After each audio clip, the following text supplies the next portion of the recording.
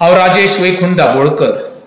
आयज गोंयचो मिनिस्टर विश्वजीत प्रताप सिंग राणे हेणी खंय जवळ जवळ 2000 बायलां व्हरोन आयज ते साबरमती रिपोर्ट पळय पिक्चर दाखयले। ते साबरमतीच्या रिपोर्टा बद्दल विश्वजीता कितके खबर आहा काय ना ते म्हाका खबर ना, पण साबरमती पिक्चर पळोवन तो कितें बोध दिवंक सोदता लोकांक ते म्हाका खबर ना। पण तुवें आमच्या रेज मौसेची पळय डोंगराची माती केल्या पळय ती मातशी 70च्या लोकांक हाडून दाखय, कित्याक ती तुजी कर्मात न्हू। कित्याक येणाऱ्या काळान रेज मागूच्या लोकांक लायटीक उदकाक फेस करचो पडटलें तुज्या कर्मा खातीर। एक काम कर विश्वजीत, म्हाजी तुका हंबल रिक्वेस्ट आहा, थोड्या 70च्या लोकांक हाडून मरे तुवें आपलीन पळय कशें वेरें पाड घातला पळय तें मातशें हाडून दाखय। ते साबरमती ती थिएटरांची मरे आनी आमची रेज मागीर तुवें माती केल्या पळय ते लोकांक कळनी।